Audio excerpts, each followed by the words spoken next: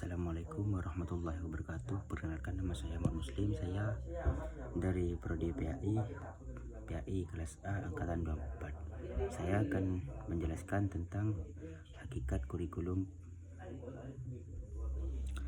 Hakikat kurikulum pada dasarnya adalah seperangkat rencana dan pengaturan mengenai tujuan, isi, bahan pelajaran, serta cara yang digunakan dalam penyelenggaraan pembelajaran untuk mencapai tujuan pendidikan.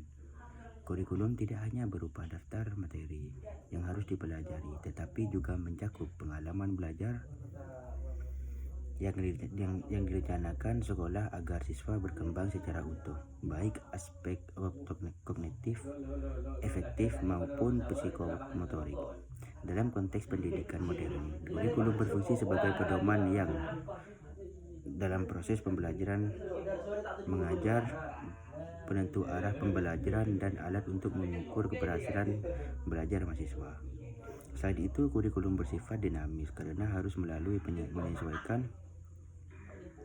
dengan perkembangan ilmu pengetahuan, teknologi, kebutuhan masyarakat, serta karakteristik peserta didik, sehingga pendidik tidak hanya transfer pengetahuan tetapi juga membentuk sikap, keterampilan, dan kesiapan hidup di masa depan. Selanjutnya, materi tentang komponen kurikulum. Komponen kurikulum merupakan bagian-bagian yang saling berkaitan untuk mewujudkan proses pembelajaran yang terarah dan tujuan pendidikan yang diinginkan. Komponen utama dalam kurikulum meliputi tujuan pendidikan yang menjadi arah dasar penyusunan kurikulum, isi atau materi pembelajaran yang disusun sesuai kebutuhan perkembangan peserta didik, proses atau strategi pembelajaran yang mengatur bagaimana materi disampaikan agar efektif, serta evaluasi yang digunakan untuk menilai pencapaian tujuan dan kualitas proses belajar. Selanjutnya, materi tentang jenis-jenis kurikulum dalam pendidikan. Jenis-jenis kurikulum dalam pendidikan pada dasarnya dapat dibedakan menjadi beberapa bentuk utama, yaitu kurikulum berbasis konten. Kurikulum berbasis konten yang menekankan penyampaian materi ajar sebagai fokus utama pembelajaran sehingga guru menjadi pusat pengontrol pembelajaran. Selanjutnya, kurikulum berbasis kompetensi.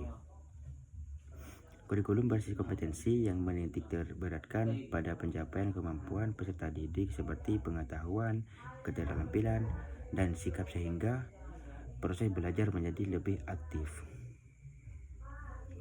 Selanjutnya, kurikulum desentralisasi. Kurikulum desentralisasi memberi kewenangan lebih besar kepada sekolah untuk menyesuaikan materi dengan kebutuhan lokal. Selanjutnya, kurikulum fleksibel. Kurikulum fleksibel yang memberikan ruang adaptasi sesuai pengembangan zaman dan kebutuhan peserta didik sehingga lebih responsif terhadap perubahan dan inovasi pembelajaran. Selanjutnya, organisasi kurikulum. Organisasi kurikulum merupakan cara menata, menyusun, dan menghubungkan berbagai komponen pembelajaran seperti tujuan, materi, metode, dan evaluasi agar proses pendidikan berjalan terarah dan efektif.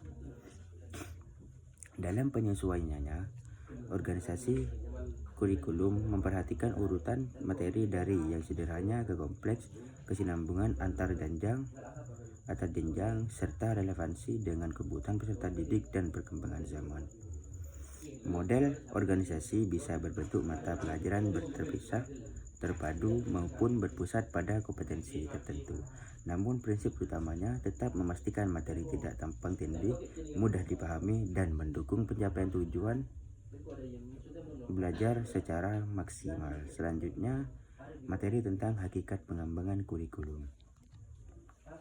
Hakikat pengembangan kurikulum pada dasarnya adalah proses terencana untuk merumuskan, menyusun, melaksanakan, serta mengevaluasi pengalaman belajar agar sesuai dengan tujuan pendidikan. Pengembangan kurikulum tidak hanya berfokus pada penyusunan materi pelajaran, tetapi juga mencakup pemilihan metode pembelajaran, penentuan kompetensi yang ingin tercapai, penyediaan sumber belajar, dan perencanaan evaluasi belajar siswa. Selanjutnya, materi tentang landasan pengembangan kurikulum. Landasan pengembangan kurikulum merupakan dasar pijakan yang digunakan dalam menyusun, merancang, dan menerangkan kurikulum agar sesuai dengan tujuan pendidikan. Landasan ini mencakup landasan filosofis yang mengarahkan kurikulum pada nilai, tujuan, dan pandangan hidup tertentu. Landasan psikologis yang memperhatikan perkembangan peserta didik serta cara mereka belajar. Landasan sosial budaya yang menyesuaikan kurikulum dengan kebutuhan masyarakat. Perkembangan ilmu pengetahuan serta nilai budaya yang berlaku. Selanjutnya, materi tentang prinsip-prinsip pengembangan kurikulum. Prinsip-prinsip pengembangan kurikulum pada dasarnya menjadi pedoman agar kurikulum yang disusun relevan, efektif, dan sesuai kebutuhan peserta didik serta perkembangan zaman. Selanjutnya, materi tentang prinsip-prinsip pengembangan kurikulum.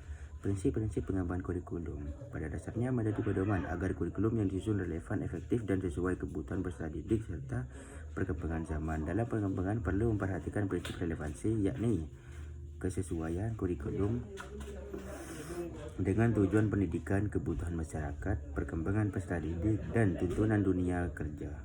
Selain itu, terdapat prinsip fleksibilitas yang memungkinkan kurikulum mudah disesuaikan dengan kondisi sekolah, karakteristik peserta didik, serta dinamika ilmu pengetahuan.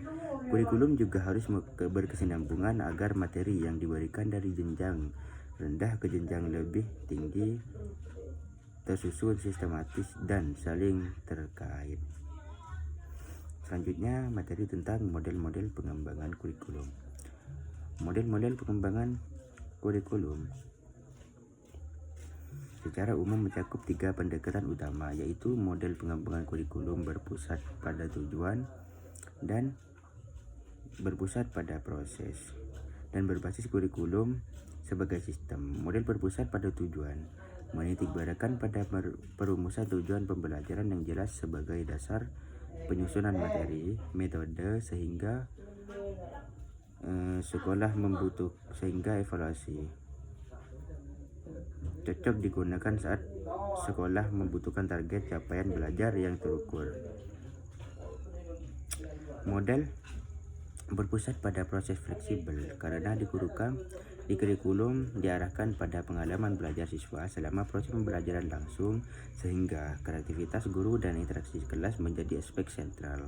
Sementara itu, model kurikulum sebagai sistem melihat kurikulum sebagai rangkaian komponen seperti tujuan, materi, metode, media, dan evaluasi yang saling berhubungan, sehingga perubahan pada satu komponen akan mempengaruhi lainnya. Selanjutnya, materi tentang sejarah perkembangan kurikulum. Sejarah perkembangan kurikulum di Indonesia mengalami beberapa tahap penting yang mengikuti dinamika sosial, politik, serta kebutuhan pendidikan dari masa ke masa. Setelah kemerdekaan muncul kurikulum 1947 yang berorientasi pada pembentukan karakter bangsa dan penguatan nilai perjuangan. Lalu disempurnakan menjadi kurikulum 1952 yang lebih sistematis dengan mata pelajaran yang tersusun jelas. Tahun 1968, kurikulum kembali berubah dengan menekankan pembinaan jiwa Pancasila dan pengetahuan dasar. Kemudian kurikulum 1975 hadir dengan pendekatan tujuan instruksional yang lebih terstruktur. Selanjutnya, materi tentang kurikulum 2013 dan kurikulum merdeka. Kurikulum 2013 dan kurikulum merdeka merupakan dua sistem pendidikan di Indonesia yang sama-sama menekankan pengembangan kompetensi peserta didik, namun memiliki perbedaan dalam pendekatan pembelajaran. Kurikulum 2013 berfokus pada keseimbangan antara sikap, pengetahuan, dan keterampilan melalui pendekatan scientific learning seperti mengamati, menanya, mencoba, menalar, dan mengomunikasikan, serta penilaian autentik yang cukup terstruktur.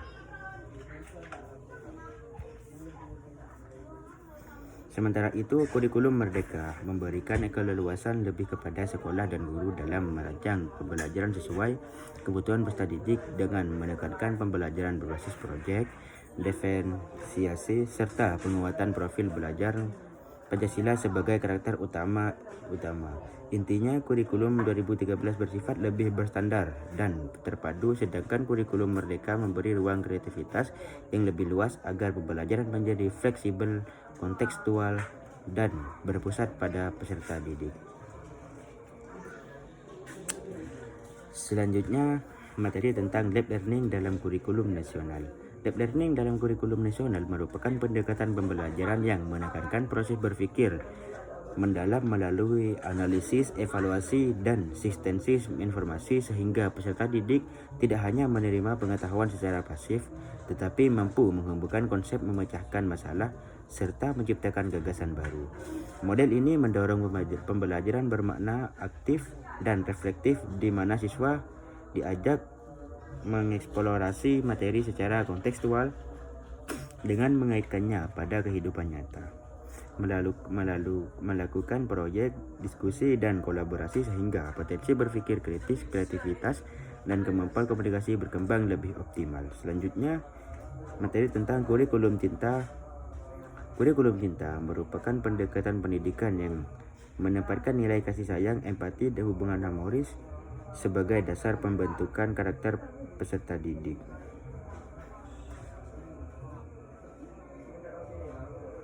Konsep ini tidak hanya fokus pada pengetahuan kognitif, tetapi juga menekankan pentingnya pengembangan emosional, spiritual, dan sosial melalui interaksi yang penuh penghargaan, rasa saling memahami, serta kepedulian terhadap sesama. Dalam kurikulum cinta, guru berperan sebagai teladan yang menunjukkan nilai kehangatan dan keteladanan moral, sementara peserta didik diajak untuk mengalami proses belajar yang menyenangkan dan humanis, sehingga tumbuh kesadaran diri, rasa tanggung jawab, dan sikap menghormati perbedaan. Kurikulum ini menegaskan bahwa pendidikan ideal bukan hanya melahirkan generasi cerdas secara intelektual, tetapi juga yang berkarakter lembut, mampu mengasihi dan memahami makna hidup bersama dalam keharmonisan. Assalamualaikum warahmatullahi wabarakatuh.